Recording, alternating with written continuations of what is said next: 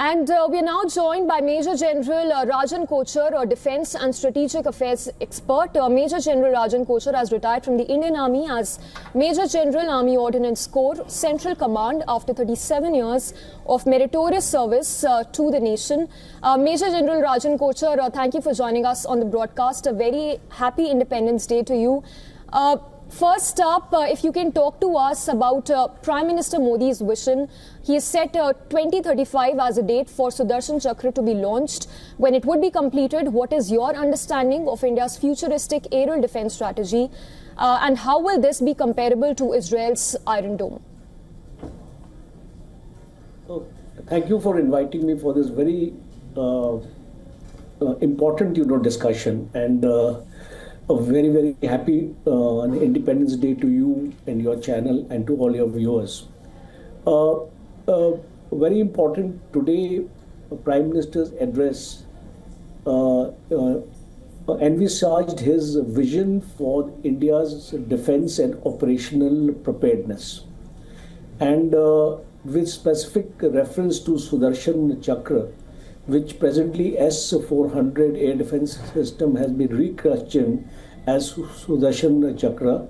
We are now talking of Prime Minister's vision for a Rashtra Suraksha Kavach. And Sudarshan Chakra is going to form a part of this Raksha Kavach. What exactly we mean by it? As you rightly said, Israel has got the Iron Dome. USA has got a Golden Dome, and we are going to have this Sudarshan Chakra system. It is going to be totally indigenous because this is the vision of the Prime Minister. It will be like a defense shield. Yes. Because any incoming missiles, projectiles, aircrafts, drones are going to be protected by this defense shield, and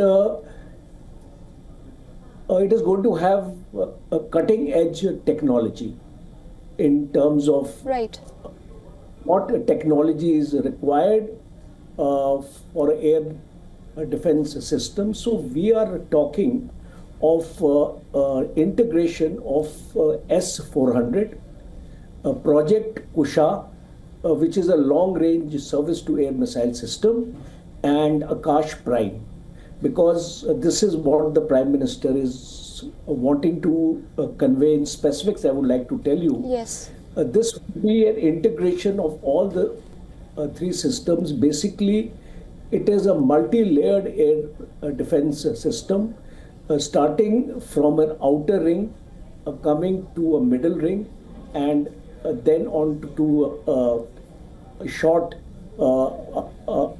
ring sort of a thing. And this is going to be developed by the DRDO in close collaboration with Bharat Electronics Limited and ISRO and private sectors, private firms who are going to be involved in the manufacture of this item. So the blueprint, which the DRDO's blueprint actually envisages, integration of these three systems with hypersonic weapons, with precision-guided munitions, with direct energy weapons, and these are going to be totally integrated with the air defense system. And I would like to bring your attention to the direct energy weapons. 30 kilowatt is going to be the capacity of this direct energy weapon. It will be something like a laser to shoot down the drones, especially when the swarm drones actually come and attack. So the roadmap, what I could actually visualize, I have divided this roadmap into 4 parts. Right. In phase 1, it is going to be the research and development trials. So from 2025 to 2027. In phase 2 is going to be development and scaling from 2028 to 2031. In phase 3, it will be testing and piloting from 2032 to 2034. And in phase 4 is going to be the deployment in 2035. So this is the way the navigation system is going to be integrated. The Akash Tir is going to be integrated into the system. And important aspect is you will find the Army air defense systems getting integrated with the Air Force air defense systems, because you have the command and control systems of the Air Force with regard to air defense. They are going to be integrated with the Akash Tir. So what are we looking at in this? If I can draw a comparison with the Iron Dome system, from the outer layer we are actually having the Kusha, or the long-range surface-to-air missiles. It's going to have a range of 150 to 350 kilometers and 20 to 80 kilometers of altitude. So it will be far superior than the S-400 which we have now. A solid rocket, a long range, and it will be able to stop long-range hypersonic missiles. So it will be I'm akin to what the Israelis have in Arrow 3.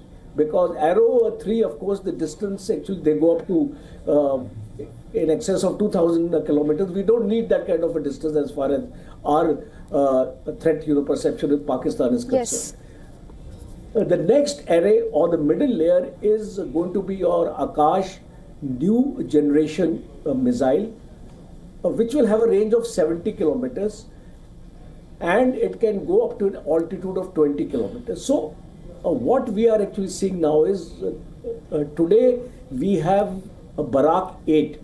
So instead of Barak 8, because the Barak 8 is a joint venture with Israel, so instead of a Barak 8, we are going to have a Akash new generation, totally indigenous. And according to the DRDO officials with whom I was speaking to, he told me that they envisage 96% indigenization by the year 2026.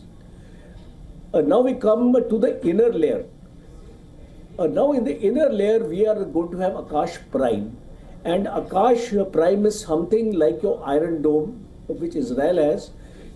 It will have a range of 30 to 45 kilometers, an altitude of 18 kilometers. Up to that it can strike the targets, and this is going to be used for your point defense system, because other your systems are your area defense. This is going to be the point defense system, and as you see, there is going to be a three-layered system, and in this three-layered system, the advantage is that if you miss out a target in the outer layer, it gets addressed in the middle layer, and if you miss out a target in the middle layer, it will get addressed into the inner layer. So this is a very remarkable achievement which the Prime Minister, his vision, and Prime Minister is speaking from conviction, because Prime Minister knows that the development and the trials have already started on all these three systems. And especially if I can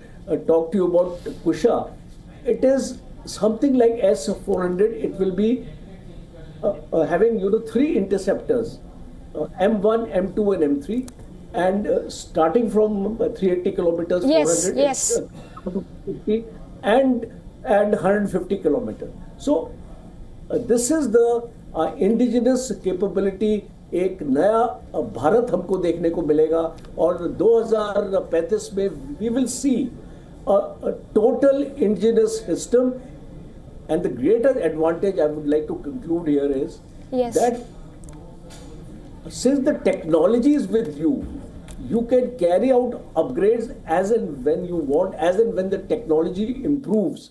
You will be able to carry out the upgrades to this system. You don't need a source code to get from France or other countries, because we had a problem in Sudur that we didn't have the source code for the Rafale. We wanted to actually fit in the BrahMos missile into the Rafale. We could not do that because we didn't have a source code. So we will not have those kind of issues any longer, because these systems are going to be totally indigenous. Yes, Major General Rajan Kochhar, appreciate you for your time. You've rightly encapsulated how this is going to be launched, and once it happens, this is going to be a significant milestone in India's Make in India mission. Thank you for joining us on the broadcast, and a very happy Independence Day to you again. Thank you very much. Happy Independence Day once again. Jai.